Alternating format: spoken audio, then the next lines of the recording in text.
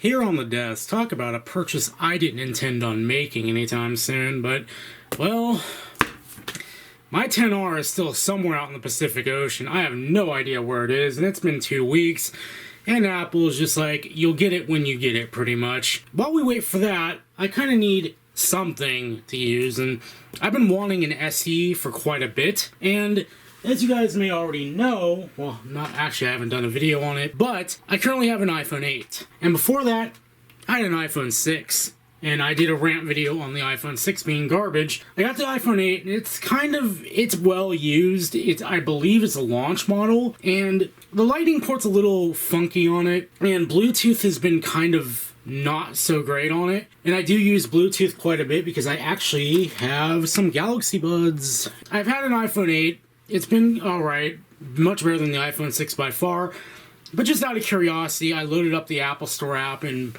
saw what Apple would pay me for the iPhone 8, and they were going to give me $180 towards an iPhone SE, and I figured, well, again, I'm still trying to build my credit a bit and such, so I decided to just try and see if I could get approved to grab one of these for basically $10 a month with the trade-in value. And I got approved. I didn't do it through the Apple Card because, for whatever reason, Goldman just absolutely hates me. So even though I've met their criteria quite a few times, they just will never approve me, and I've given up on it. So thankfully, Apple still lets you do iPhone payments through Citizens One, and that's how I got this guy. Without further ado, let's get it open.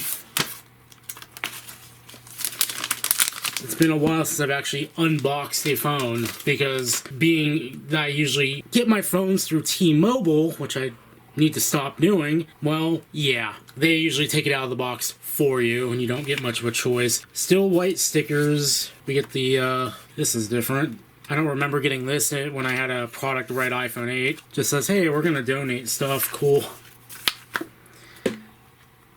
There's the phone. Looks every bit as awesome as I remember the Red 8 I had being. This thing feels dense too, like more so than the 8. And we got the power brick that's just going to sit in the box. Same with those. I am going to take the lightning cable out because you never have enough of those. So let's go ahead and just get that out of here. Oh yeah.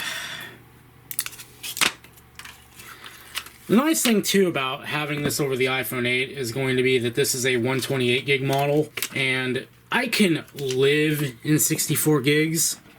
But with compromise, I have to like downsample all my music to 192K, or I'm gonna have no room to spare at all.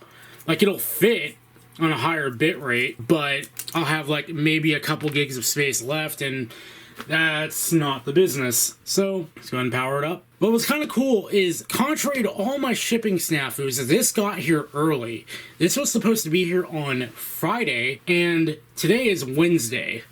So kudos to FedEx for actually getting it out here early. That made me happy. So I'm gonna get this set up off camera and all that wonderful stuff. But needless to say, I already took a backup of my 8, so that's all done and good and well and stuff. So let's get this all set up, and well, I'll see you guys later.